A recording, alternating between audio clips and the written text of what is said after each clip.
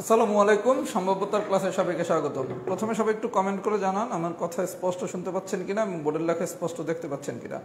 যদি কথা স্পষ্ট শুনে থাকেন এবং বোর্ডের লেখা যদি স্পষ্ট দেখে থাকেন তাহলে সবাই একটু কমেন্ট করে দেন অল ক্লিয়ার।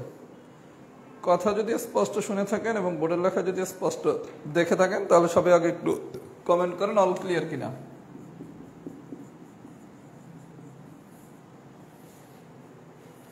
সবাইকে ওয়ালাইকুম আসসালাম। সবাই আমরা একটু কমেন্ট করে দিই কথাকে স্পষ্ট শোনা যাচ্ছে কিনা এবং বোর্ডের লেখাকে স্পষ্ট দেখা যাচ্ছে কিনা।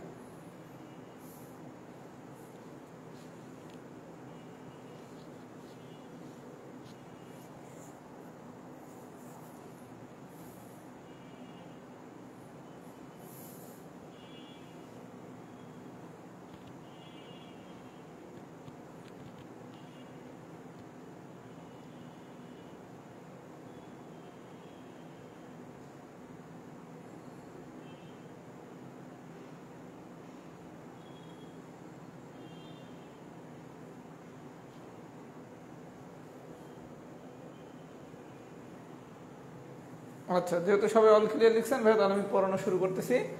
আজকে আমি যেই টাইপটা পড়াবো এটা হচ্ছে সুপার ইম্পর্টেন্ট টাইপ, সেটা হচ্ছে টাইপ 4। আজকে পুরো ক্লাসেই আমাদের টাইপ 4 পড়ানো হবে। এটা হচ্ছে সুপার ইম্পর্টেন্ট। সুপার ইম্পর্টেন্ট, এখান থেকেই পরীক্ষায় কোশ্চেন হওয়ার চান্স অনেক বেশি। সবাই একটু মনোযোগ সহকারে আমার কথাগুলো বোঝার চেষ্টা করেন, তাহলে ইনশাল্লাহ এই টাইপের যে কোনো কোশ্চেন আসলে আপনি পরীক্ষায় অ্যান্সার করতে পারবেন। আচ্ছা, আমরা প্রথমে একটা চার্ট শিখব। চার্টটা হচ্ছে 1 থেকে 100 পর্যন্ত মৌলিক সংখ্যার চার্ট। আচ্ছা, 1 থেকে 100-র ভিতর যতগুলো মৌলিক সংখ্যা আছে এটা সবের মুখস্থ থাকতে হবে, কারণ আপনার এটা হচ্ছে যে কোনো পরীক্ষায় লাগবে। এটা হচ্ছে মানসিক দক্ষতার অংশে লাগতে পারে, সম্ভাব্যতায় লাগতে পারে, অন্যান্য নিয়োগ পরীক্ষায় লাগতে পারে। এর জন্য 1 থেকে 100 পর্যন্ত যে মৌলিক সংখ্যাগুলো আছে এগুলো আমাদের সবাইকে একটু মুখস্থ রাখতে হবে। আচ্ছা, আমি ধরে নিলাম আপনারা সবাই মুখস্থ রাখলেন। আচ্ছা, এখন একটা নোট নেন। 1 মৌলিক সংখ্যা নয়, 2 হচ্ছে ক্ষুদ্রতম মৌলিক সংখ্যা। আচ্ছা, আমরা 1 থেকে 100 পর্যন্ত মৌলিক সংখ্যাগুলো মুখস্থ রাখতে বলছি, আর 2টা নোট শিখলাম। নোট কি? 1 হচ্ছে মৌলিক সংখ্যা নয় আর 2 হচ্ছে ক্ষুদ্রতম মৌলিক সংখ্যা। আচ্ছা, খুব ভালো কথা। এখন আমরা একটা ট্রিক্স মনে রাখবো। ট্রিক্সটা হচ্ছে 1 থেকে 100 পর্যন্ত যে 25টা মৌলিক সংখ্যা আছে, এই 25টা মৌলিক সংখ্যা মনে রাখার আমাদের একটা টেকনিক মনে রাখতে হবে। টেকনিকটা হচ্ছে এরকম: 1 থেকে 10, 10 থেকে 20, 20 থেকে 30, 30 থেকে 40। আচ্ছা, 1 থেকে 10-এর ভিতর মৌলিক সংখ্যা আছে 4টা। কোন 4টা? 2, 3, 5, 7। আবার 10 থেকে 20-এর ভিতর মৌলিক সংখ্যা আছে 4টা। কোন 4টা? 11, 13, 17, 19। 20 থেকে 30-এর ভিতর মৌলিক সংখ্যা আছে 2টা। কোন 2টা? 23, 29। আচ্ছা, আপনি যে ট্রিক্সটা মনে রাখবেন, ট্রিক্সটা হচ্ছে মনে রাখতে হবে এইভাবে: 442, 232, 232, 1। মানে এটা হচ্ছে কি 1 থেকে 10-এর ভিতর কয়টা মৌলিক সংখ্যা? এটা হচ্ছে কি 11 থেকে 20-এর ভিতর। এটা হচ্ছে কত? 21 থেকে 30। এটা কত? 31 থেকে 40। কেন লাগবে সেটা আমি একটু পরে দেখাই দিতেছি। কথা কি বুঝতে পারছি? সবাইকে ট্রিক্সটা মনে রাখতে পারবেন? 442, 232, 232, 1। আচ্ছা, আমরা ধরে নিলাম আমরা ট্রিক্সটা মনে রাখলাম। এবার আসেন পরীক্ষায় এই অঙ্কগুলো আমরা কিভাবে করব। তাহলে আমাদের কাজ কি? কাজ হচ্ছে 2টা। এক হচ্ছে 1 থেকে 100 পর্যন্ত সবগুলো মৌলিক সংখ্যা আমাকে মুখস্থ রাখতে হবে, 25টাই, কারণ এটা আপনার মানসিক দক্ষতাতেও লাগবে আর এই ট্রিক্সটা জানতে হবে। আচ্ছা, জানলাম। এবার আসেন কেস 1 থেকে আমাদের ক্লাস শুরু করতেছি। Example number 1। 1 নম্বর এক্সাম্পলে কি বলছে? 1 থেকে 50-এর মধ্যে যে কোনো একটি সংখ্যা দৈবভাবে চয়ন করলে তা মৌলিক সংখ্যা হওয়ার সম্ভাবনা 1 হতে 50। 1 হতে 50, 50-এর মধ্যে একটি সংখ্যা দৈবভাবে চয়ন করলে তা মৌলিক সংখ্যা হওয়ার সম্ভাবনা কত? আচ্ছা, আমরা জানি কি সম্ভাব্যতা মানে কি? সম্ভাব্যতা মানে হচ্ছে আউটপুট ডিভাইডেড বাই ইনপুট। আচ্ছা, খুব ভালো কথা। এখনকার সবাই একটু মনোযোগ সহকারে দেখেন। প্রথমে আমরা বলছি কি ইনপুট মানে কি? প্রশ্নে যা দেয়া আছে। আর আউটপুট মানে কি? প্রশ্নে যা বের করতে বলছে। আচ্ছা, তাহলে 1 থেকে 50-এর ভিতর যতগুলো সংখ্যা আছে এটাই কি আমার ইনপুট। তাহলে 1 থেকে 50-এর ভিতর সংখ্যা আছে কয়টা? 50টা। আচ্ছা, এখন এটা নয় আপনি খুব সহজে 1 থেকে 50 দেখে বের করে ফেলতেছেন। কোনো কারণে যদি কোশ্চেন দেয় 26 থেকে 39 দিয়া যদি বলে এই জায়গায় কয়টা সংখ্যা আছে অনেকে কিন্তু বের করতে পারেন না, তার জন্য আমরা এটা বের করার নিয়মটা শিখিয়ে দিয়েছি। 1 হতে 50-এর ভিতর 50টা সংখ্যা আছে, এটা আমরা সবাই জানি, কিন্তু 26 থেকে 39 দিলে অনেকের আমাদের গোনা লাগে। এইটা বের করার নিয়মটা হচ্ছে এরকম, শেষ পদ মাইনাস প্রথম পদ প্লাস 1। আচ্ছা, শেষ পদ কত দেওয়া আছে 50 মাইনাস প্রথম পদ কত 1 প্লাস 1, 50 থেকে 1 বিয়োগ করলে 49, 49 সাথে 1 যোগ করলে 50, তাহলে ইনপুট কত 50। কেউ যদি এটা দেখে মুখে মুখে 50 বের করতে পারেন আলহামদুলিল্লাহ, আর যদি মুখে মুখে না পারেন তাহলে এই মেথডে বের করবেন। তাহলে এটা বের করি 26 থেকে 39-এর ভিতর কটা আছে, ইনপুট কি শেষ পদ কত 39, প্রথম পদ কত 26 প্লাস 1, 39 থেকে 26 বিয়োগ করলে আসে কত 13, 13 সাথে 1 যোগ করলে 14, তাহলে তখন ইনপুট কত 14। আমি কি নিয়মটা বুঝাতে পারতেছি? আমি কিন্তু ভাই অনেকগুলো কথা বলতেছি, তারপর আমি ফাইনাল ফিডব্যাক নেবো সবকিছু বুঝতে পারতেছেন কিনা। এটা যদি বুঝতে পারেন এরপরে আপনি কেসনের সব নিজেই পারবেন। আমি কি বুঝাতে সক্ষম হচ্ছি? আচ্ছা, তাহলে বিষয়টা কি দাঁড়াইলো, আমরা প্রথমে ইনপুট পেলাম কি 1 হইতে 50-এর মধ্যে সংখ্যা আছে কয়টা 50টা, কোন মেথডে বের করছি শেষ পদ মাইনাস প্রথম পদ ব্র্যাকেট দিয়ে আটকে দিয়ে প্লাস 1, তাহলে ইনপুট পাইলাম কয়টা 50টা। আচ্ছা, এইবার আউটপুট কি মৌলিক সংখ্যা কয়টা হইতে পারে? আচ্ছা, 1 থেকে 50-এর ভিতর মৌলিক সংখ্যা কয়টা হইতে পারে এটা বের করার জন্য আমি এই ট্রিক্সটা সাহায্য নেব। 1 থেকে 50 মানে কি এতটুকু, তাহলে এই 1 থেকে 50-এর ভিতর মৌলিক সংখ্যা আছে কয়টা 4 আর 4 8, 8 আর 2 10, 10 আর 2 হচ্ছে কত 12, 12 আর 3 কত 15, তাহলে আউটপুট কত 15। কেন এই ট্রিক্সটা কাজে লাগবে আমি কি বুঝাইতে পারছি? দেখেন, আপনার যদি 1 থেকে 50 পর্যন্ত মৌলিক সংখ্যা কয়টা আছে এটা যদি আপনি মুখস্থ দিয়ে করতে যান তাহলে কি 2 3 5 7 11 13 17 19 23 29 এরকম করে গুনতে হবে, তখন কিন্তু ভুল হওয়ার চান্স অনেক বেশি। কিন্তু আপনি যদি এভাবে করেন এই ট্রিক্স দিয়ে 1 থেকে 50-এর তো মৌলিক সংখ্যা আছে 4টা 8টা 2টা 10টা 10টা 12টা 12 আর 3 15টা, তাহলে সম্ভাব্যতা সমান কি আউটপুট ডিভাইডেড বাই ইনপুট। সবাই কি আমার কথা বুঝছেন? যদি বুঝে থাকে একটু ফিডব্যাক দেন। এক্সাম্পল 1 ডান। সবাই একটু ফিডব্যাক দেন, আরো কিছু এক্সাম্পল করাবো, ক্লিয়ার হয়ে যাবে। সবাই একটু ফিডব্যাক দেন তো, এক্সাম্পল 1 কি ডান হয়েছে নাকি?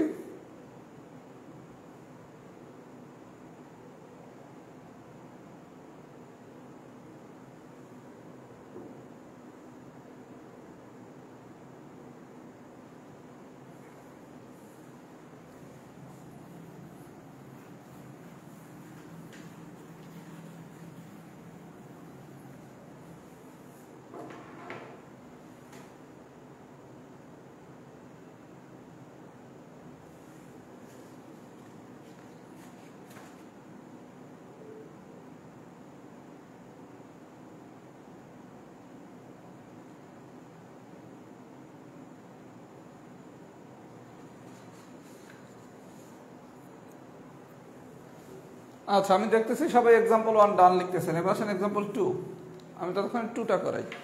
2 হতে 40 পর্যন্ত যে কোনো একটা সংখ্যা ইচ্ছা মতো সংখ্যাটি মৌলিক, 2 হতে 40। আচ্ছা, প্রথমে আসেন 2 হতে 40-এর ভিতর কতগুলো ডিজিট আছে সেটা হচ্ছে কি আমার ইনপুট। তাহলে 2 থেকে 40-এর ভিতর ডিজিট আছে কতটা, ইনপুট কি শেষ পদ মাইনাস প্রথম পদ প্লাস 1। কেউ যদি 2 থেকে 40-এর ভিতর আছে 39, এটা নিজে নিজে বুঝতে পারেন আলহামদুলিল্লাহ। বুঝতে না পারলে কি শেষ পদ মাইনাস প্রথম পদ প্লাস 1, তাহলে শেষ পদ হচ্ছে 40, প্রথম পদ হচ্ছে 2 প্লাস 1, 38 থেকে 2 বিয়োগ 40 থেকে 2 বিয়োগ করলে 38, 38 সাথে 1 যোগ করলে 39, তাহলে আমার ইনপুট কত 39। এই পর্যন্ত কি সবাই বুঝছেন? ইনপুট কত 39। আচ্ছা, ইনপুট পেলাম। এবার আসেন আউটপুট। আচ্ছা, 2 হতে 40 যেই কথা, 1 হতে 40 একই কথা। কারণটা কি দেখেন, 1 তো মৌলিক সংখ্যা নয়, 1 আমার মৌলিক সংখ্যা নয়, 2 হচ্ছে ক্ষুদ্রতম মৌলিক সংখ্যা।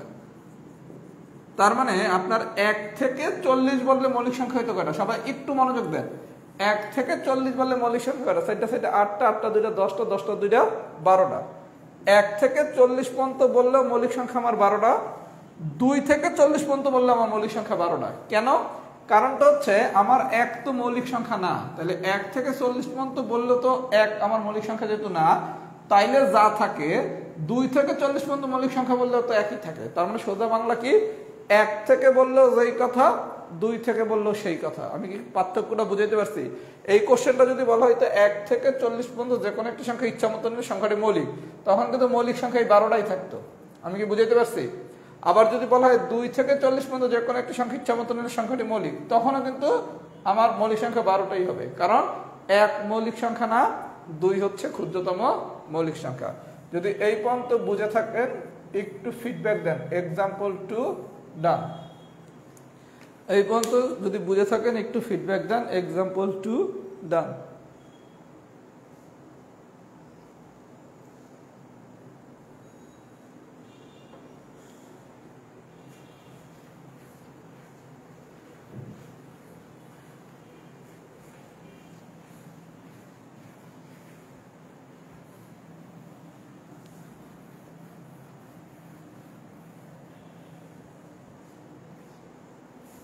পরীক্ষা কিন্তু এখান থেকে কোশ্চেন আসার চান্স অনেক বেশি।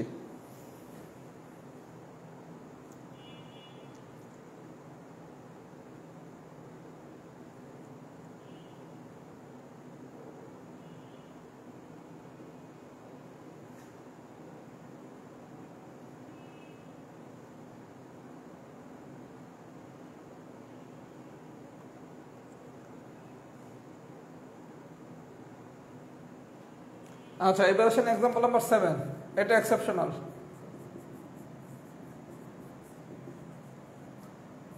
আচ্ছা, বলা হয়েছে কি 26 থেকে 50 পর্যন্ত সংখ্যাগুলোর মধ্যে থেকে দ্বৈবচন পদ্ধতির একটি সংখ্যা নিলে সংখ্যাটি মৌলিক হওয়ার সম্ভবত বলতে পারে, মৌলিক না হওয়ার সম্ভবত বলতে পারে। আচ্ছা, আমাদের প্রথম কথা হচ্ছে কি 26 থেকে 50-এর ভিতর যতগুলো ডিজিট আছে সেটাই হচ্ছে আমার ইনপুট। যারা মুখে মুখে 26 থেকে 50-এর ভিতর কয়টা ডিজিট আছে এটা বাইর করতে পারেন, আলহামদুলিল্লাহ, তারা মুখে মুখে লিখবেন 25। আর যারা মুখে মুখে বাইর করতে পারেন না তারা কি শেষ পদ মাইনাস প্রথম পদ প্লাস 1। শেষ পদ কত? 50, প্রথম পদ কত? 26 প্লাস 1। 50 মাইনাস 26 মাইনাস 24, 24-এর সাথে এক যোগ করলে 25। তাহলে আমার ইনপুট কত? 25। এবার আসেন আউটপুট। আচ্ছা, আপনার আমি দুইটা জিনিস বলছিলাম, 1 থেকে 100 পর্যন্ত মৌলিক সংখ্যাগুলো মুখস্থ রাখতে হবে, আবার এই টেকনিকটাও জানতে হবে।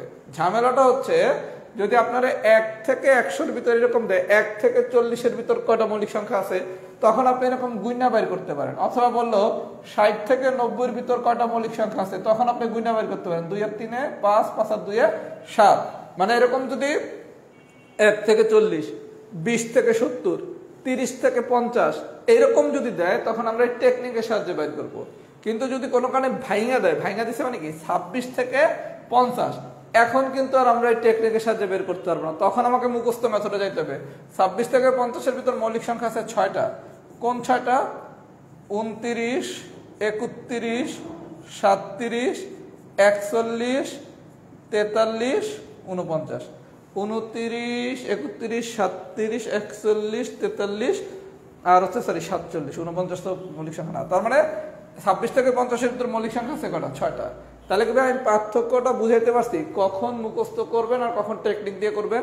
যদি আপনারা 1 থেকে 40 বলে, 30 থেকে 80 বলে, 50 থেকে 90 বলে, মানে এরকম মানে না ভাইঙ্গা, তখন আমি ট্রিক্স দিয়ে বের করবো মুখে মুখে।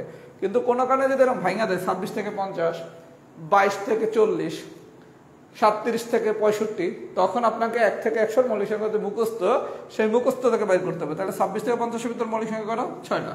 আচ্ছা, এখন বলছে কি সম্ভাব্যতা, না হওয়ার সম্ভাব্যতা। আমরা জানি কি না হওয়ার সম্ভাব্যতা, প্রথম ক্লাসে কি শিখছি? না হওয়ার সম্ভাব্যতা মানে শিখছি কি 1 minus output divided by input. সবাইকে আমার কথা বুঝছেন? তার মানে আপনাকে পরীক্ষায় 2 ধরনের কোশ্চেন দিতে পারে। একটা হচ্ছে ট্রিক্স দিয়া, সাধারণত ট্রিক্স থেকে দেওয়ার চান্স বেশি। কিন্তু কোনো কারণে যদি এরকম ট্রিক্স দিয়ে না দিয়ে এরকম করে দেয়, তখন আমাকে কিন্তু মুখস্থ দিয়ে করতে হবে। আর 1 থেকে 100 পর্যন্ত মৌলিক সংখ্যার চার্ট মুখস্থ থাকতে হবে। এটা মানসিক দক্ষতা প্রচুর আসে। যদি এই পর্যন্ত বুঝে থাকে একটু লেখেন। এক্সাম্পল 7 ডান।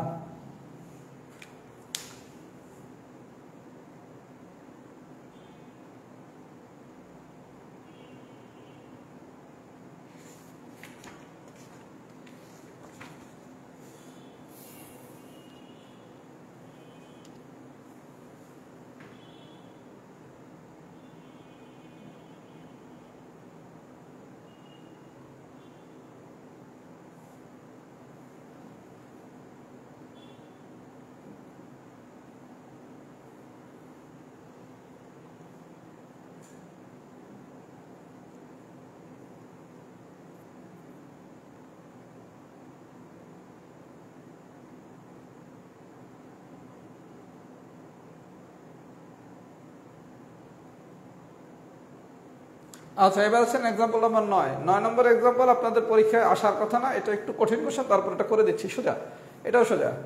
9 নম্বর কোশ্চেনটা আপনাদের চাকরির পরীক্ষায় আসার কথা না, এটা এডমিশন লেভেলের ম্যাথ, তারপরে যদি আসে আমরা জানি পারি সেই গানটা দিয়ে দিচ্ছি।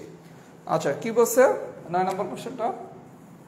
9 নম্বর বলছে 1 থেকে 100-র ভিতর যে কোনো একটি সংখ্যাকে ইচ্ছা মতো নিলে সেটি একাধিক মৌলিক সংখ্যার গুণফল হওয়ার সম্ভাবনা। আচ্ছা, খুব ভালো কথা। 1 থেকে 100, আচ্ছা 1 থেকে 100, 1 থেকে 100 মানে কি ইনপুট কত? 100, ইনপুট কত? 100। আচ্ছা, 1 থেকে 100 মানে কি ইনপুট মানে কি প্রশ্নে যা দেয়া আছে, প্রশ্নে কি দেয়া আছে 1 থেকে 100 পর্যন্ত, তাহলে 1 থেকে 100 পর্যন্ত মোট সংখ্যা আছে কয়টা? 100টা। তাহলে আমার ইনপুট কত? 100। এই পর্যন্ত কি আমরা সবাই বুঝছি? আচ্ছা, এবার আউটপুট বলছে কি একাধিক মৌলিক সংখ্যার গুণফল। আচ্ছা, একাধিক মৌলিক সংখ্যার গুণফল। আচ্ছা, একাধিক মৌলিক সংখ্যার গুণফল, এটার নাম হচ্ছে যৌগিক সংখ্যা।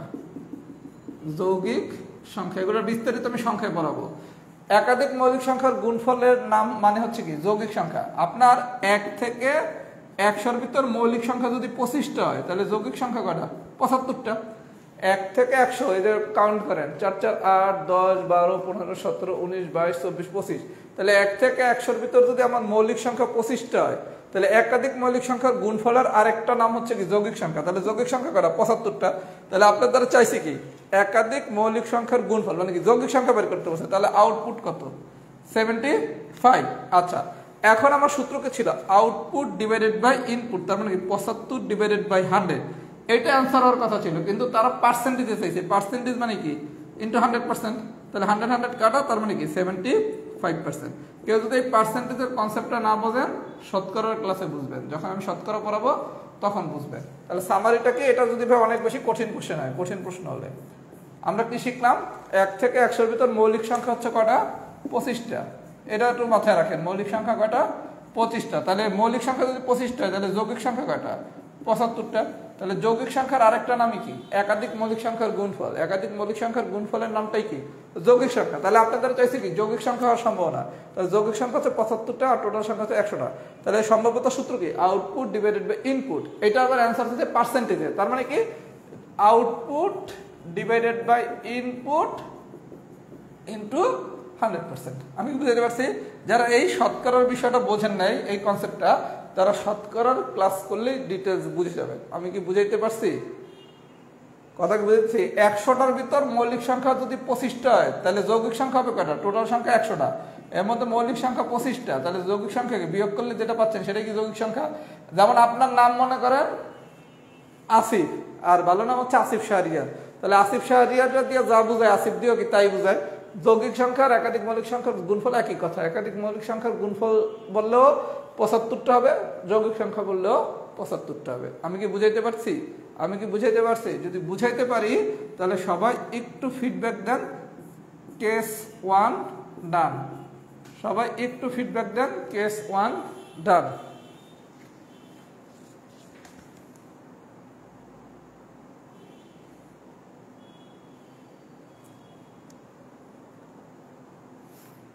সবাই একটু ফিডব্যাক দেন। কেস 1 ডান।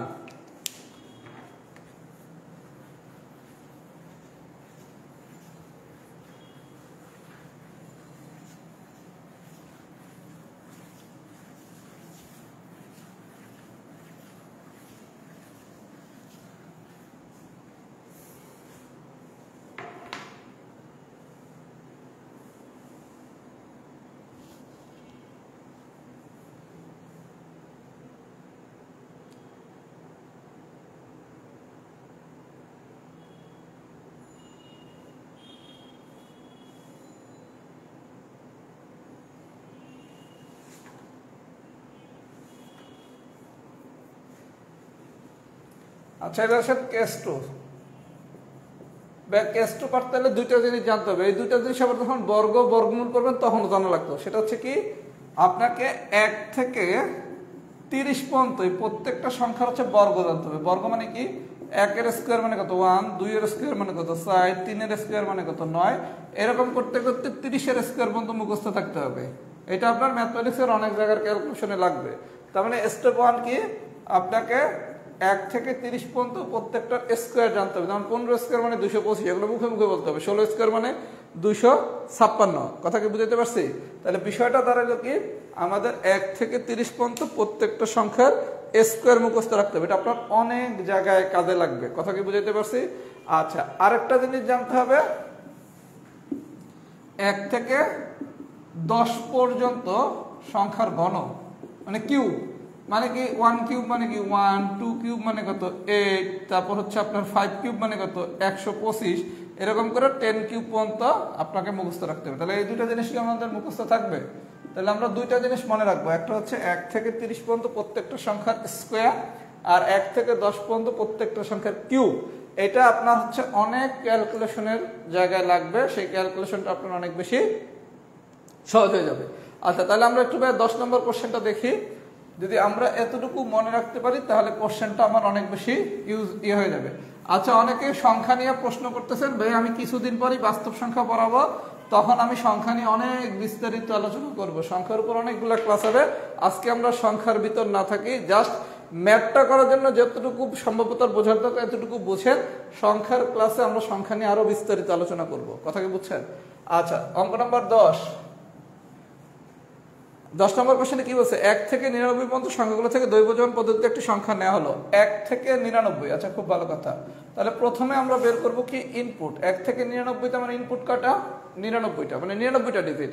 আর যদি কোনো কারণে 1 থেকে 99 ভিতর মোট কতটা ডিজিট আছে এটা আমি যদি না বুঝি, তাহলে টেকনিকটা কি ছিল, শেষ পদ মাইনাস প্রথম পদ ব্র্যাকেট দিয়ে আটকে প্লাস 1, এটাকে আমরা সবাই বুঝছি। আচ্ছা, তাহলে 1 থেকে 99তে আমার ইনপুট কাটা 99টা। এবার আসেন আউটপুট।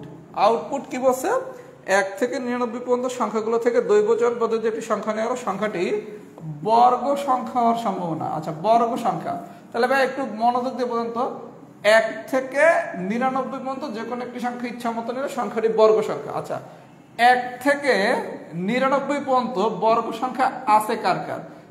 1 স্কোয়ার মানে কত 1, 2 স্কোয়ার মানে কত 4, 3 স্কোয়ার মানে কত 9, 9 স্কোয়ার মানে কত 81, 10 স্কোয়ার মানে কত 100।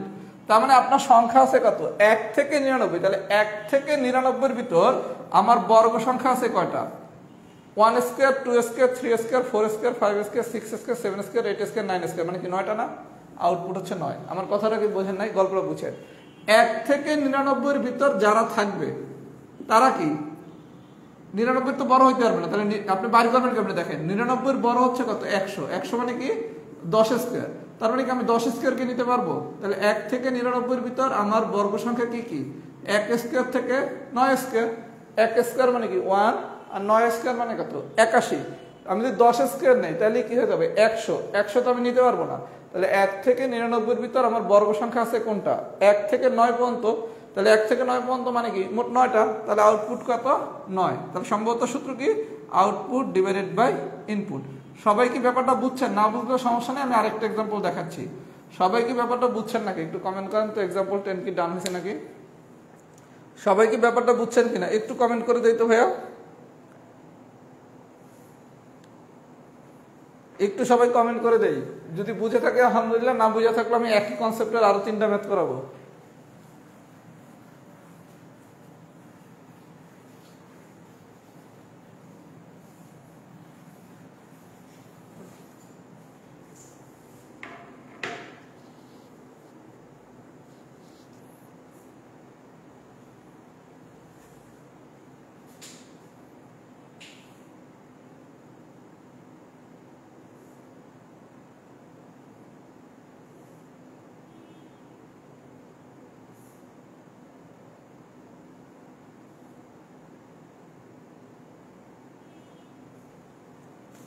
আচ্ছা, যদি 10 বুঝে থাকেন এবার আসেন 12। 12 হচ্ছে 41তম ক্লিয়ার কোশ্চেন।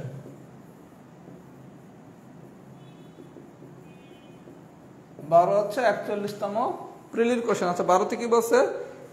1 থেকে 440, 1 থেকে 440। তাহলে 1 থেকে 440 এর ভিতর মোট ডিজিট আছে কয়টা? 440টা। তাহলে আমি ইনপুট পাইলাম কত? 440। আচ্ছা, এবার চাইছে আউটপুট। আউটপুট কি বলছে? 1 থেকে 440 পর্যন্ত সংখ্যাগুলো থেকে দ্বৈবচন পদ্ধতিতে একটি সংখ্যা নেওয়া হলো, সংখ্যাটি বর্গ সংখ্যা। সংখ্যাটি বর্গ সংখ্যা হওয়ার সম্ভাব্যতা। 1 থেকে 440 পর্যন্ত সংখ্যাগুলো থেকে দ্বৈবচন পদ্ধতিতে একটি সংখ্যা নেওয়া হলো, সংখ্যাটি বর্গ সংখ্যা হওয়ার সম্ভাব্যতা। আচ্ছা, বর্গ, খুব ভালো কথা। তাহলে ভাই এটা দেখি তো, 1 থেকে 440-এর ভিতর বর্গ সংখ্যা কারা হইতে পারে? দেখেন 1 থেকে 440, 440-এর যদি ছোট চিন্তা করেন তাহলে 20 স্কোয়ার মানে কত? 400, আর 21 স্কোয়ার মানে হচ্ছে 441। আমি আবারও রিপিট করতেছি, আপনাকে 1 থেকে 30 পর্যন্ত সংখ্যাগুলোর স্কোয়ার মনে রাখতেই হবে, কারণ অনেক জায়গায় আপনার ম্যাথমেটিক্যাল টার্মেও দরকার হবে। আমি কি বুঝাইতে পারছি? তাহলে 1 থেকে 440 এটার ভিতর আমার বর্গ সংখ্যা যদি আমি ছোটটা চিন্তা করি, 20 স্কোয়ার করলে কত? সে 400, আর 21 স্কোয়ার করলে সে কত? 441। তার মানে আমার কোন পর্যন্ত হবে? 20 পর্যন্ত। তাহলে 1 থেকে 20, 1 স্কোয়ার থেকে 20 স্কোয়ার পর্যন্ত এই সংখ্যাগুলোই কি 1 থেকে 440-এর ভিতর থাকবে। তাহলে 1 স্কোয়ার থেকে 20 স্কোয়ার, দ্যাট মিন্স কটা? 20টা। তাহলে আউটপুট কত? 20। সবাই কি গল্পটা বুঝছেন? আমরা একটু গল্পটা বুঝি। আমার অবশ্যই 1 থেকে 440 পর্যন্ত যে কোনো একটা সংখ্যা নিলাম, সংখ্যাটার বর্গ সংখ্যা হওয়ার সম্ভবতা। আমার 440-এর মধ্যে বর্গ সংখ্যা হওয়ার সম্ভবতা। আমি জানি কি 20 স্কোয়ার মানে কত? 400, আর 21 স্কোয়ার মানে কত? 441। যদি 1 থেকে 441 বলতো তাহলে কিন্তু আমি 21 নিতে পারতাম। যেহেতু আমাকে 1 থেকে 440 বলছে, তাহলে আমি কিন্তু নিতে পারবো 1 স্কোয়ার থেকে 20 স্কোয়ার, দ্যাট মিন্স কটা? 20টা। এখন সূত্র কি? Output divided by input. সবাই কি বুঝছেন? যদি আসে এগুলাই আসবে। এখন আমি আরেকটু কঠিন কোশ্চেন হলে কি আসতে পারে সেটাও করে দিতেছি। সবাই একটু ফিডব্যাক দেন। এক্সাম্পল 12 ডান।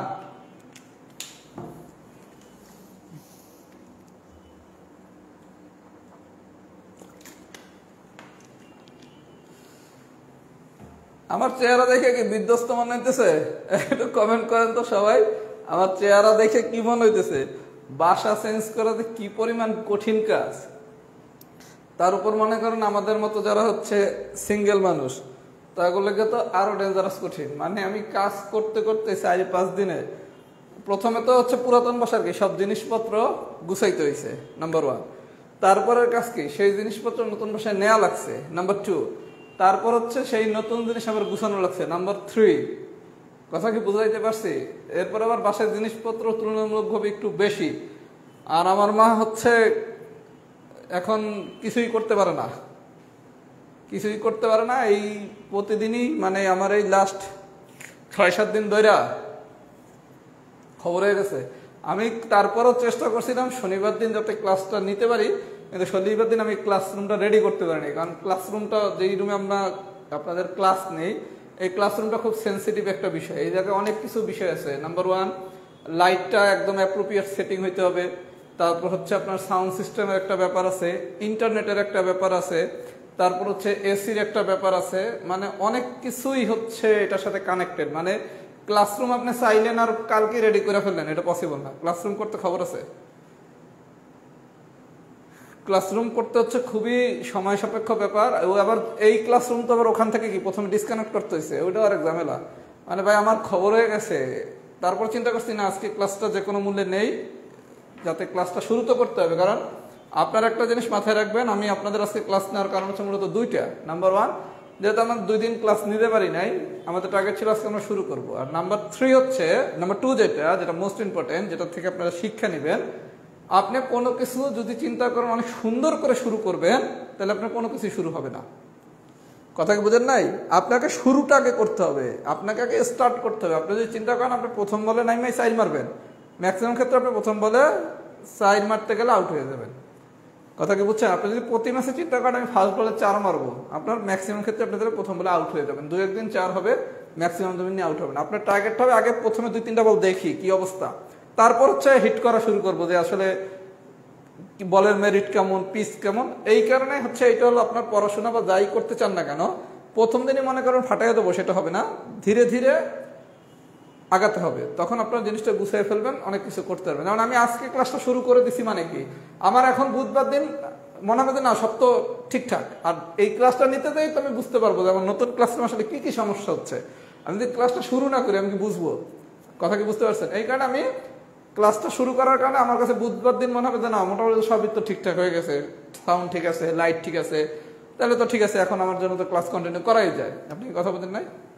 আর আমি ভাই চেষ্টা করি আমার দায়িত্বের ব্যাপারে সবসময় দায়িত্ব পালন করার জন্য। কারণ আমি পুরো বাসার কাজ আমার একা করা লাগছে, মানে বাসা দিয়ে আসার আগে পুরাতন বাসার কাজ, তারপর নতুন বাসার কাজ আমি কিন্তু সবই করে আজকে কত মাসের 2 তারিখ আমি কিন্তু ঠিকই ক্লাস ইনশাল্লাহ নিছি।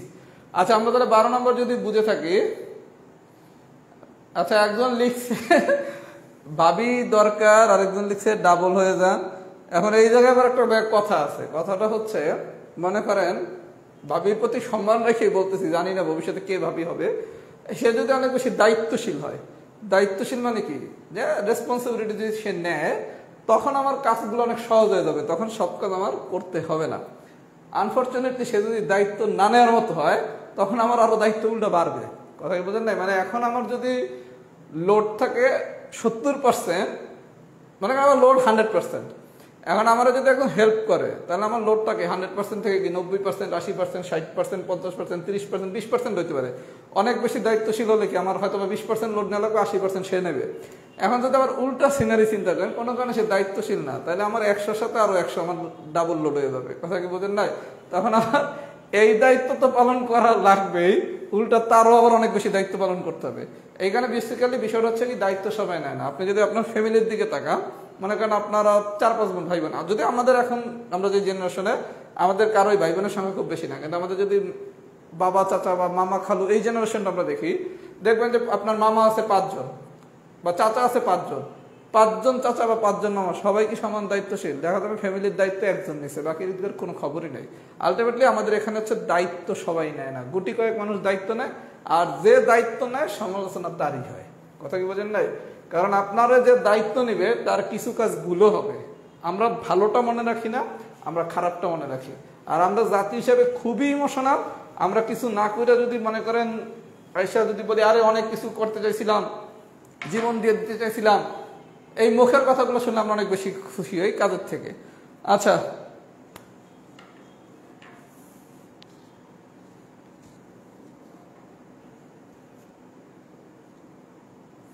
আচ্ছা তাহলে আমরা শুরু করি। এবার আসেন এক্সাম্পল নম্বর 14। এই ধরনের কোশ্চেনগুলো সাধারণত আসার কথা না, তারপর আমরা একটু শিখি, যেহেতু শিখতেছি। আচ্ছা যদি একটু এক্সেপশনাল কোশ্চেন হয় তাহলে 14 নম্বর কোশ্চেনটা হতে পারে। কি বলছে? 1 থেকে 520 পর্যন্ত সংখ্যাগুলো থেকে দৈবচয়ন পদ্ধতি একটি সংখ্যা না হলে সংখ্যাটি ঘনসংখ্যা সমতা। আচ্ছা ভাই 14 আর 15 আমি দুইটা একই কনসেপ্ট।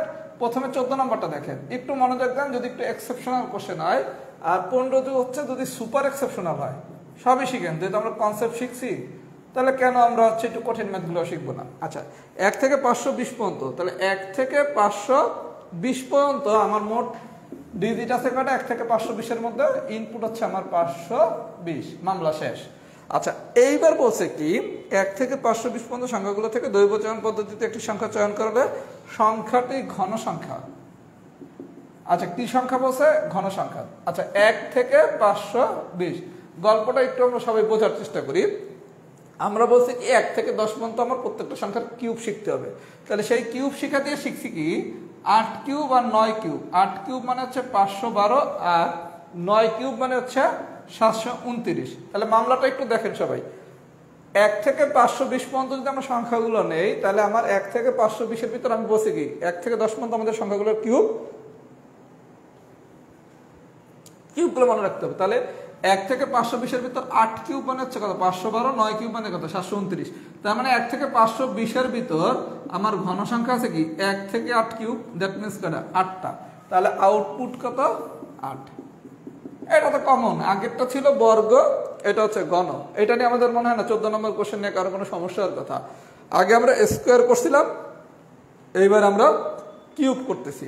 আমরা কি 14 নম্বরটা সবাই বুঝছি? যদি বুঝে থাকে একটু কমেন্ট করে দিই তো এক্সাম্পল 14 ডান। আমরা যদি 14 নম্বরটা বুঝে থাকি তাহলে একটু কমেন্ট করে দেই এক্সাম্পল 14 ডান।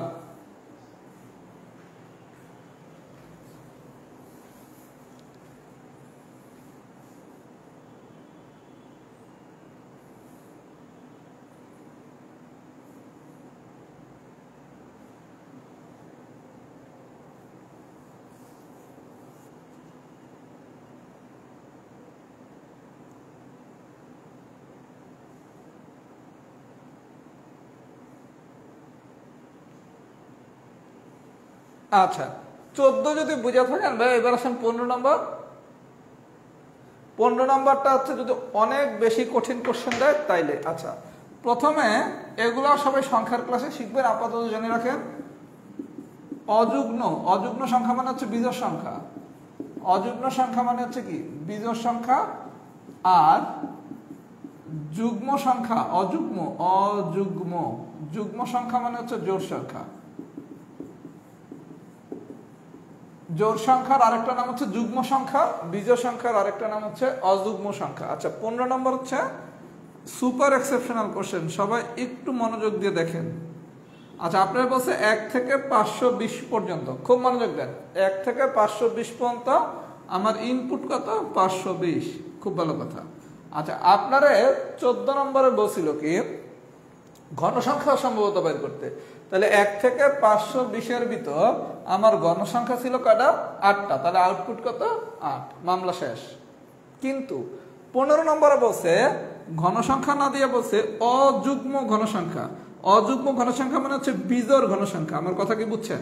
আচ্ছা 1 থেকে 520 এর ভিতর আমরা ঘনসংখ্যা পাইছি কয়টা ভাইয়া 8টা। কি কি 1 কিউব থেকে 8 কিউব, তাহলে 1 কিউব থেকে 8 কিউব মানে কি 1 cube 2 cube 3 cube 4 cube 5 cube 6 cube 7 cube 8 cube, এই না মামলা। 1 থেকে 520 পর্যন্ত আমার ঘনসংখ্যা কয়টা 8টা। এখন আপনার পণ্যতে বলছে ঘনসংখ্যা না অযুগ্ম ঘনসংখ্যা মানে কি বিজোড় ঘনসংখ্যা বের করতে, তাহলে 1 থেকে 8 কিউবের ভিতর দেখেন তো বিজোড় ঘনসংখ্যা কোনটা কোনটা 1 3 5 7, তাহলে তখন আউটপুট হচ্ছে 4। আমি কি বুঝাইতে পারতেছি ভাইয়া? যদি আপনারা শুধু ঘনসংখ্যা বলতো, শুধু ঘনসংখ্যা যেটা 14তে বলছে, তখন আমার আউটপুট হচ্ছে 8। আর 15তে বলছে আপনার অযুগ্ম ঘনসংখ্যা। অযুগ্ম ঘনসংখ্যা মানে কি বিজোড় ঘনসংখ্যা বের করতে বলছে। বা যদি যুগ্ম ঘনসংখ্যা বের করতে বলতো, যুগ্ম ঘনসংখ্যা মানে কি জোড় ঘনসংখ্যা বের করতে বলছে। আমি কি বুঝাইতে পারছি? তাহলে গল্পটা একটু বুঝি। আপনারা অযুগ্ম ঘনসংখ্যা বের করতে বলছে, তাহলে 1 থেকে 520 এর মধ্যে আমার ঘনসংখ্যাগুলো কি 1 থেকে 8 কিউব পর্যন্ত, তাহলে এর মধ্যে বিজোড় ঘনসংখ্যা কোনটা 1টা 2টা 3টা 4টা, তাহলে আউটপুট কত 4।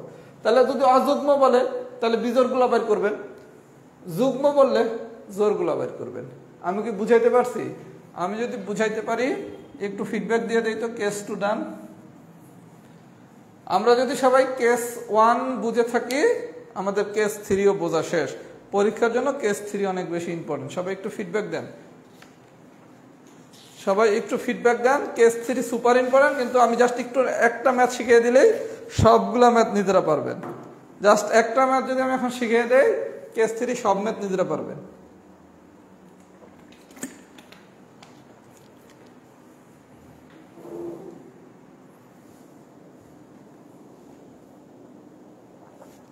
সবাই একটু কমেন্ট করতে থাকেন যতক্ষণ একটু দেখি তো ফেসবুকে কি চলতেছে।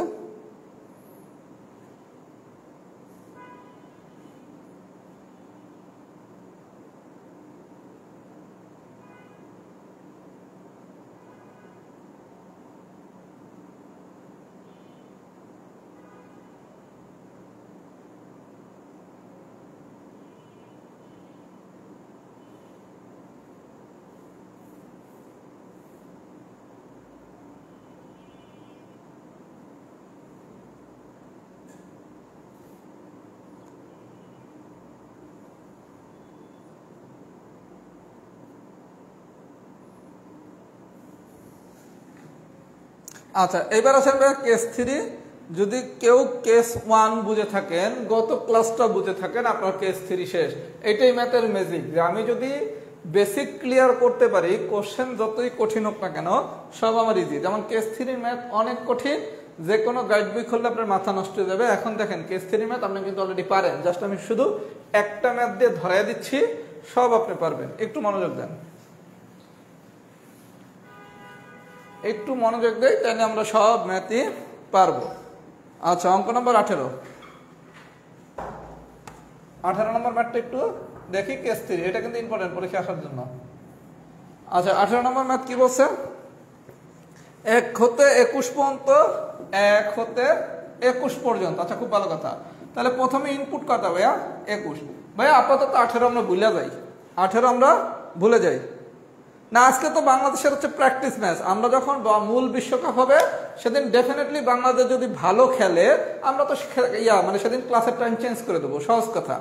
আমরা প্রথম দিন তো আফগানিস্তানের সাথে খেলা, ডেফিনেটলি সেদিন জানি না আমি আসলে আমাদের পরের ডেট কিনা, আমরা টাইমটা চেঞ্জ করে নেবো, কথা বোঝেন নাই? কারণ আপনিও যেমন খেলা পাগল, আমিও তো খেলা পাগল, আর আপনাদের পরীক্ষা তো অনেক পরে, আমরা সময়টা চেঞ্জ করবো। যদি খোদা না করুক বাংলাদেশ দেখি বিশ্বকাপে ওইভাবে পারফর্ম করতেছে না, তখন তো আর আমাদের বিশ্বকাপের ওই এক্সাইটমেন্টটা থাকবে না, তখন আমরা আর ক্লাসের টাইম চেঞ্জ করবো না। কিন্তু যদি বাংলাদেশ, আমি ডেফিনেটলি আশাবাদী এবার বাংলাদেশ অনেক বেশি ভালো খেলবে, এটা আমার ব্যক্তিগত বিশ্বাস। হবে কিনা আমি জানি না, কারণ বাংলাদেশ এবার যেই টিমটা তৈরি করছে এটার নাম হচ্ছে ডু অর ডাই। এখান থেকে আপনার শিক্ষা নেওয়ার সুযোগ আছে। বাংলাদেশ কিন্তু এইবার যে টিম তৈরি করছে এটা হচ্ছে ডু অর ডাই, মানে কি হয় জিতবো নাইলে হারবো।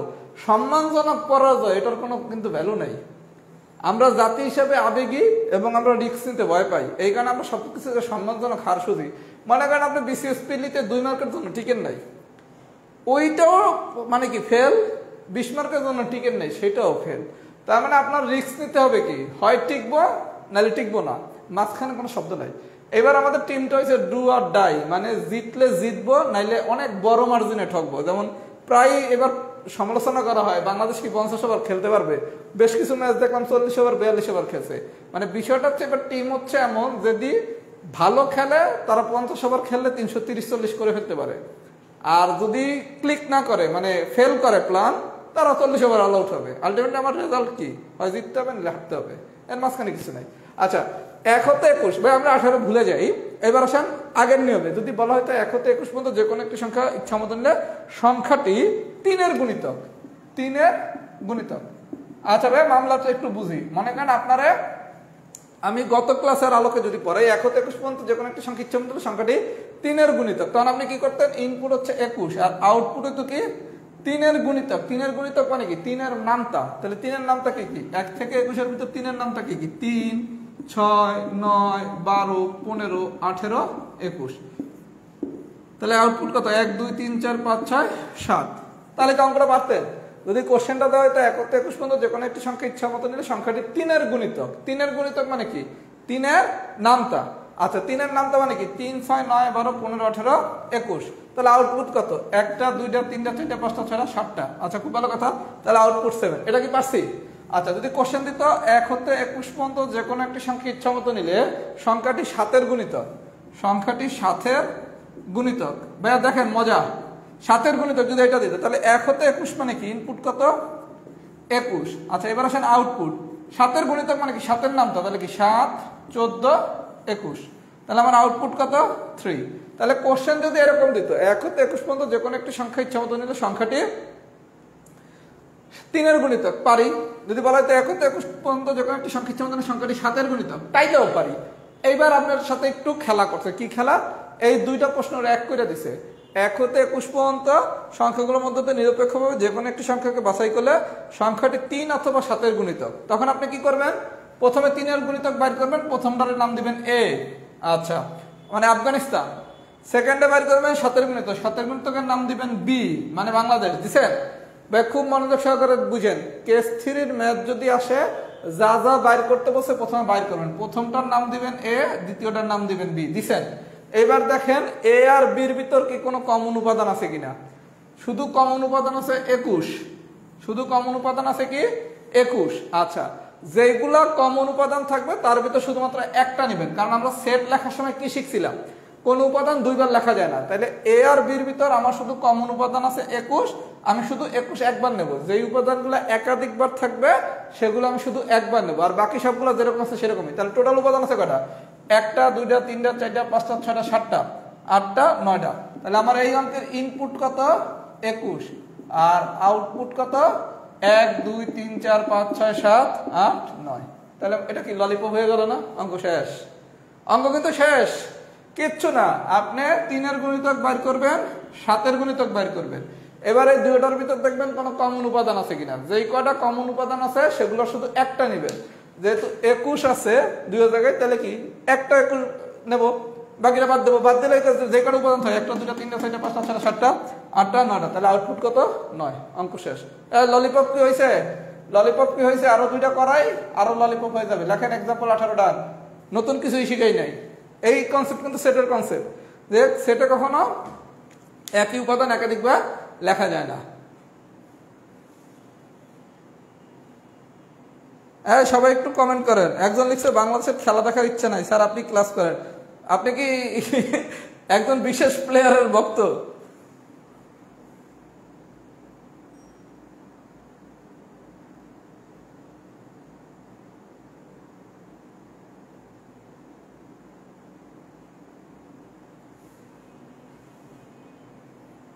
আমি তো চিন্তা করছি আমার ফেভারিট প্লেয়ার নিয়ে কি একটা গ্রুপ খোলা যায় নাকি, ফেসবুক গ্রুপ, বুঝছেন? এখন আমি তো আসলে টিচার, এই কারণে আমার কিছু সীমাবদ্ধতা এখন কাজ করে। আগে যখন পড়াইতাম এডমিশনের, তখন তো পড়াইতাম সরাসরি। ফেসবুক তো তখন হচ্ছে স্টুডেন্টদের সাথে ওইভাবে কানেকশন ছিল না, তখন অনেক কিছুই লিখতে পারতাম, করতে পারতাম। এখন ফেসবুকে কোনো পোস্ট দিলে অনেকে আমার মনে করে দেয় ভাইয়া আপনি তো সবার। আপনি কি কথা বুঝছেন? কারণ আমার যারা আমার স্টুডেন্ট, কেউ সাকিবরে পছন্দ করেন, কেউ তামিমরে পছন্দ করেন। এখন আমি ব্যক্তিগতভাবে সাকিবরে পছন্দ করি।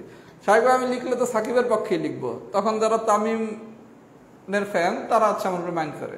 আবার আমি আর্জেন্টিনার হচ্ছে একদম ব্লাইন্ড সাপোর্টার ছোটবেলা থেকে, আমি আর্জেন্টিনার পক্ষে লিখবো, স্বাভাবিক। আবার আমার যারা ব্রাজিলের আমার ছোট ভাই বোন আছে, তাকে আবার হচ্ছে এটাতে কষ্ট লাগে। আমার প্রিয় ক্রিকেটার অফকোর্স হচ্ছে সাকিব আল হাসান। ক্রিকেটে হচ্ছে সাকিব আল হাসান, ফুটবলে হচ্ছে মেসি। আমি ফুটবল হচ্ছে ব্লাইন্ড আর্জেন্টিনা। ক্রিকেটে তো আমাদের দেশ খুব ভালো খেলুক খারাপ খেলুক বাংলাদেশই তো করবো, এর বাইরে তো কিছু করবো না। এর বাইরে হচ্ছে আগে ইন্ডিভিজুয়াল কারো করে খেলা ভালো লাগতো, এখন হচ্ছে ওইভাবে আর কারো খেলা ভালো লাগে না অন্যান্য টিমদের। ইংল্যান্ড যদিও ভালো খেলে, কিন্তু ইংল্যান্ডের খেলা আমার পছন্দ না। আচ্ছা, এবার শোনো অঙ্ক নাম্বার 20। 20 নম্বর অঙ্কটা একটু দেখি। 4 থেকে 15 পর্যন্ত, 4 থেকে 15। আচ্ছা, 4 থেকে 15 এটার ইনপুট যদি কেউ মুখে মুখে বাইর করতে পারেন আলহামদুলিল্লাহ। মুখে মুখে না পারলে কি শেষ পদ মাইনাস প্রথম পদ প্লাস 1। আচ্ছা, শেষ পদ কত? 15, প্রথম পদ হচ্ছে 4 প্লাস হচ্ছে 1। 15 থেকে 4 বিয়োগ করলে 11, 11 সাথে 1 যোগ করলে 12। তাহলে ইনপুট পাইলাম কত? 12। মামলা কি বুঝছি? এই ইনপুট কি মামলা 12 বুঝছি? আচ্ছা, এইবার আসেন কি বলছে? 4 থেকে 15 মধ্যে যে কোনো একটি সংখ্যাকে দৈব চলের মধ্যে সেই সংখ্যাটি মৌলিক। মৌলিক। আচ্ছা, প্রথমে আসেন 60 থেকে 15-এর ভিতর মৌলিক সংখ্যাগুলো বের করি। 60 থেকে 15-এর ভিতর মৌলিক সংখ্যা হচ্ছে 5, 7, 11, 13। 4 থেকে 15-এর ভিতর মৌলিক সংখ্যাগুলো হচ্ছে 5, 7, 11, 13। 4 থেকে 15-এর ভিতর প্রথম মৌলিক সংখ্যাগুলো বের করি। আমি প্রথমটার নাম দিছি কি? এ। আচ্ছা, তারপরে বলছে কি 3-এর গুণিতক। 60 থেকে 15-এর ভিতর 3-এর গুণিতককে, 3-এর গুণিতককে 60 থেকে 15-এর ভিতর 6, 9, 12, 15। মামলা কি বুঝছি? প্রথমে বলছে 4 থেকে 15-এর ভিতর মৌলিক সংখ্যা কোনগুলো বাইর করলাম, 3-এর গুণিতক কোনগুলো সেটাও বাইর করলাম। আচ্ছা, দেখেন দিবে দুইটার মধ্যে কি কোনো কমন কেউ আছে? কমন কেউ নাই। তাইলে কি সবগুলোই নেব। 1টা 2টা 3টা 4টা 5টা 6টা 7টা 8টা। তাহলে আউটপুট কত? 8। মামলা কি বুঝাইতে পারছি? এই মামলা কি বুঝছেন? তার মানে এই জায়গার কাহিনী কিছুই না। আপনি দুইটা বাইর করবেন, বাইর করে দেখবেন কমন কিছু আছে কিনা। যদি কমন থাকে তাহলে একটা নিমু, আর যদি কমন না থাকে তাহলে তো যেমনি আছে এমনি থাকবে। যদি বুঝে থাকি তাহলে একটু লিখি। এক্সাম্পল 20 ডান। আর একটা এক্সাম্পল করাবো, তাহলে আমাদের আজকের ক্লাস শেষ। আজকের ক্লাসে আমি যা পড়াইছি এখান থেকে পরীক্ষার কোশ্চেন আসার চান্স অনেক বেশি। আগামী ক্লাসে আমি যেটা পড়াবো ম্যাক্সিমাম স্টুডেন্টের কাছে আতঙ্কের বিষয়, সেটার নাম হচ্ছে মুদ্রা। ইনশাল্লাহ মুদ্রা এমন ভাবে পড়ানো হবে আপনি অন্যরে মুদ্রা পড়াইতে পারবেন। আমরা একটু সম্ভবত সময় নিয়েই পড়বো, যাতে যেমন মুদ্রার দিন শুধু মুদ্রাই পড়ানো হবে। আচ্ছা, এক্সাম্পল নাম্বার 24 পড়াইলে পড়ানো শেষ। এবার একটু আমি আমার ভাই বোনকে দেখি তো কোন দিকে পাল্লা বেশি। যারা হচ্ছে রাহাত ভাইয়ের সাথে আছেন, মানে সাকিবের ফ্যান, তারা একটু কমেন্ট করেন সাকিব। আর যারা তামিমের ফ্যান তারা একটু লেখেন তামিম। দেখি কোন দিকে পাল্লা ভারী, সাকিবের দিকে না তামিমের দিকে। এক্সাম্পল 20 সবাই বুঝছেন, এটা আমি বুঝছি, এটা লেখা লাগবে না। এই সাকিব না তামিম দেখি তো, সবাই একটু কমেন্ট করেন সাকিব নাকি তামিম। কমেন্ট করেন দেখি কোন দিকে পাল্লা ভারী, আমার দিকে না অন্যদিকে। 2-1 সাকিব 2 তামিম 1। সাকিব 3, 3-1, 3-2, 4-3, 4-2, 5-2। সাকিব 5 তামিম হচ্ছে 3 হইলো, 5-3, 6-3। আমি কমেন্ট দেখতেছি কিন্তু 7-3। সাকিব 7 তামিম 3, তামিম 4, 8-4, 9-4, 10 আর লাগবে না, সাকিব জিতে গেছে। 10 আর 11 হ্যাঁ বোঝা গেছে। আমার স্টুডেন্টরা ম্যাক্সিমামই হচ্ছে, মোর দ্যান ম্যাক্সিমামই হচ্ছে সাকিব ফ্যান। আচ্ছা এবার আসেন আজকের দিনের লাস্ট ম্যাচ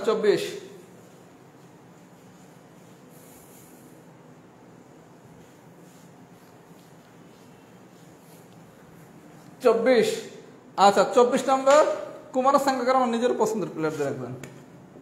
এরা তো লিজেন্ড, কুমার সাঙ্গাকারা, মাহেলা জয়বর্ধনে, যুবরাজ সিং, মহেন্দ্র সিং ধোনি, এরা তো হচ্ছে, তারপর হচ্ছে আপনার মোহাম্মদ ইউসুফ, এরা তো ক্রিকেটের হচ্ছে ক্লাস প্লেয়ার। আচ্ছা আচ্ছা এবার আছে অঙ্ক নম্বর 24, আজকের দিনের লাস্ট ম্যাচ। 24 নম্বর কি বলছে, একটি বাক্সে 4টি লাল, 5টি নীল, 60টি সাদা রং আছে, 60টি সাদা রঙের বল আছে। দুই বচনে একটি বলে লাল বা সাদা, লাল বা সাদা হবার সমান। আচ্ছা প্রথমে আসলে আবার ইনপুট কি, যতগুলা বল আছে ইনপুট কয়টা, সাইড দিয়ে 5টা, 9টা, 7টা কয়টা, 16টা। তাহলে আমার মোট বল আছে কয়টা, 16টা। তাহলে আমার ইনপুট কত, 16টা। তাহলে 4টা, 5টা, 9টা, 7টা কয়টা, 16টা। তাহলে আমার ইনপুট কত, 16। মামলা শেষ ইনপুটের। আচ্ছা আপনারা ভাই যদি শুধু লাল বল বলতো গত ক্লাস অনুসারে, তাহলে লাল বল কয়টা, সাইড দিয়ে। আচ্ছা যদি শুধু সাদা বল বলতো তাহলে আউটপুট হতো কত, 7। মামলাটা একটু বুঝেন ভাইয়া, মামলাটা একটু বুঝেন। আপনারা যদি প্রথম ক্লাস, সম্ভবত ফার্স্ট ক্লাস অনুসারে আমি বলি, তাহলে আমার যদি শুধু লাল বল বলতো তাহলে আমার আউটপুট হচ্ছে 4। যদি শুধু সাদা বল বলতো তাহলে আউটপুট হতো কত, আমার 7। কিন্তু বলছে কি লাল বা সাদা। আচ্ছা খুব ভালো কথা, লাল হইলো কয়টা, সাইড দিয়ে, এটা দিলাম এ, সাদা হইলো 7টা, এটা দিলাম বি। দেন লাল আর সাদা এটার মধ্যে কি কোনো কমন উপাদান আছে, লাল আর সাদার মধ্যে? লাল তো লালই, সাদা তো সাদাই। তার মানে আপনারা যদি এইরকম কোনো কোশ্চেন দেয় লাল বা সাদা, তখন কি লাল সাইড দিয়া, সাদা 7টা, দুইটার মধ্যে কোনো কমন উপাদান নাই, তাহলে টোটাল যোগফল কত, 4 আর 7 যোগ করলে কত, 11। তার মানে তাহলে আউটপুট কত, 11। আমি কি মামলা বুঝাইতে পারছি? আগেরটা ছিল কি 3-এর গুণিতক, মৌলিক সংখ্যা, এইটা দিয়া বাইরে করে দেখলাম কমন কিছু আছে কিনা। আর এইবার পেয়েছে কি লাল বা সাদা, লাল তো লালই, সাদা তো সাদাই, এই দুটার ভিতর কি কমন কেউ আছে, নাই। তাহলে লাল সাইডটা, সাদা 7টা, তাহলে মোট আছে কয়টা, 4 আর 7 হচ্ছে 11টা। আমি কি বুঝাইতে পারছি? যদি বুঝাইতে পারি সবাই একটু লেখেন তো আজকের ক্লাসটা কেমন হয়েছে। টাইপ 4 থেকে বিসিএস প্রিলিতে কোশ্চেন আসার সম্ভাবনা অনেক বেশি। আমরা চাইলে আরেকটু স্লো পড়তে পারতাম, কিন্তু সম্ভাব্যতা অনেকের কাছে অনেক কঠিন জিনিস। এই কারণে আমি সম্ভাব্যতা সেগমেন্টগুলো এরকম ভাব করছি, সংখ্যা যেদিন পড়াবো শুধু সংখ্যাই পড়াবো, মুদ্রা যেদিন পড়াবো সেদিন শুধু মুদ্রাই পড়াবো, বর্জনশীল অবর্জনশীল যেদিন পড়াবো সেদিন শুধু বর্জনশীল অবর্জনশীল পড়াবো। যেমন আগামী ক্লাসে আমি পড়াবো মুদ্রা টাইপ 5। আপনারা অনেকেই মুদ্রার ভয় পান, আমি দায়িত্ব নিয়ে বলতেছি মুদ্রার ক্লাসটা করেন, ইনশাল্লাহ যে করে মুদ্রা পড়াইতে পারবেন। যেই জিনিস মাথায় ঢুকতো না, যে হেড টেল কেমনে কি মাথায় ঢোকে না, একদম ললিপপ বানিয়ে দেবো। কথা কি বুঝাইতে পারছি? আর পরীক্ষার অনেক টাইম আছে, পড়াশোনা করেন বিসিএস পিলি পরীক্ষার জন্য। আর এখন যেহেতু বিশ্বকাপ, একটু তো উন্মাদনা থাকবেই, তাও আবার নিজের দেশ খেলতেছে। ফুটবলে ব্রাজিল আর্জেন্টিনা চিনিও না, তাতে যেহেতু উন্মাদনা ছিল, তাহলে তো স্বাভাবিকভাবে বিশ্বকাপ ক্রিকেট উন্মাদনা থাকবে। হ্যাঁ উন্মাদনা থাকবে, কিন্তু পড়াশোনাও করতে হবে। মানে আমাদের যার যেটা কাজ, যেমন আপনাদের কাছে কি পড়াশোনা করা, আমার কাছে কি পড়ানো। এখন আমি যদি এমন হয় যে বিশ্বকাপের প্রত্যেকটা ম্যাচ দেখার জন্য আপনাদের ক্লাসের টাইম চেঞ্জ করে দেই, তখন হয়ে গেল কি বিশ্বকাপটা আমার মূল ফোকাস, আপনাদের পড়ানোটা আমার হচ্ছে মূল ফোকাস না।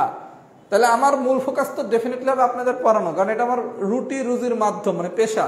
আর খেলাটা হচ্ছে আমার বিনোদন। বিনোদন যদি আপনার পেশার থেকে বেশি গুরুত্বপূর্ণ হয়ে যায়, তখন আপনার তো যেটা স্বাভাবিক কাজ, সেই কাজে ছন্দপতন ঘটবে। এখানে আমরা যেদিন বাংলাদেশের খেলা, ডেফিনেটলি নিজের দেশের খেলা দেখবো, সেদিন একটু পড়াশোনা কম করবো, সব ঠিক আছে। কিন্তু যদি এখন আপনি প্রত্যেকটা টিমের খেলা দেখার জন্যই বা অনেকগুলো বেশি খেলা দেখতে চান, তাইলে তো আপনার সারাদিন খেলার পিছনেই সময় যাবে, পড়বেন কারণ। আবার ক্রিকেট তো অনেক লং টাইমের খেলা, ফুটবল খেলা তো 1.5 ঘন্টায় মামলা শেষ, এ তো 8 ঘন্টার মামলা। এখানে ভাইয়া বিশ্বকাপ নিয়ে মাতামাতি করবেন, কিন্তু লিমিটেড এডিশনে, এক্সট্রিম মাতামাতি করা যাবে না। কথা কি বুঝাইতে পারছি? আর বাংলাদেশের জন্য প্রথম খেলাটা খুব ইম্পর্টেন্ট। আফগানিস্তানের সাথে যদি জিতে, সিনারি একরকম হবে, যদি খোদা না করুক ঠগে, সিনারি খুব খারাপ হবে। মানে বাংলাদেশ প্রথম ম্যাচে বিশ্বকাপে ভালো খেললে ওই ম্যাচে খুব ভালো করে, মানে টুর্নামেন্টে ভালো করে, প্রথম ম্যাচে খারাপ করলে বাংলাদেশ ওই বিশ্বকাপে ভালো করে না। এটা স্টার্টিং একটা ফ্যাক্ট। আচ্ছা তাহলে ভাই আজকে এই পর্যন্ত। আল্লাহ বাচ্চা রাখলে আগামী বুধবার দিনের ক্লাসটা খুব এক্সক্লুসিভ একটা ক্লাস হবে, মুদ্রা। একটু মনোযোগ সহকারে সেটা করলে সমস্যা হবে না। আর সবাই এই 25টা ম্যাথিক করে নোট করবেন। আর আপনারা যারা রিভিউ দিচ্ছেন ওখান থেকে ফার্স্ট সেকেন্ড থার্ড কে কি হয়েছে? আচ্ছা এটা একদম লিখছে ক্লাস খুব ভালো হয়েছে ভাইয়া, এখন পর্যন্ত যত ক্লাস করেছি তার মধ্যে সম্ভবতার ক্লাস বেশি ইজি আর ভালো লেগেছে। আল্লাহ এটা কোনো কথা? আমি তো দাঁড়ান, আমি কোনটা সবচেয়ে বেশি মজা করে পড়েছি? সূচক, ধারা, লগারিদম, অসমতা, বীজগাণিতিক সূত্রাবলী, সেট। আমি খুব মজা করে পড়েছি পার্সোনালি অসমতা। মানে আমি অসমতা পড়াতে খুব মজা পাই। আমার অনলাইন জীবন শুরু হয়েছে অসমতার ক্লাসের মাধ্যমে। মানে আমি আমার অনলাইন জীবনের প্রথম ক্লাসটা নিয়েছি অসমতা। এটা আমার খুব ফেভারিট একটা টপিক। অসমতা ভালো লাগে পড়াইতে, সম্ভবত পড়াইতে মজা লাগে। আমার বিরক্ত লাগে বীজগাণিতিক সূত্রাবলী পড়াইতে, সূচক পড়াইতে। তারপর হচ্ছে কিছু কিছু চ্যাপ্টার আছে এগুলোর নাম না বলি, তখন আমার অনেকের কাছে মনে হবে যে ভাইয়া এগুলা আমরা তো অনেকে পারি না, আপনাদের তো শিখানোই আমার কাজ। ভালো লাগুক আর খারাপ লাগুক।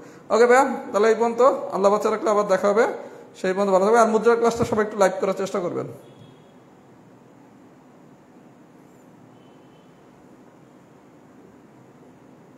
ওকে, আল্লাহ হাফেজ, আসসালামু আলাইকুম।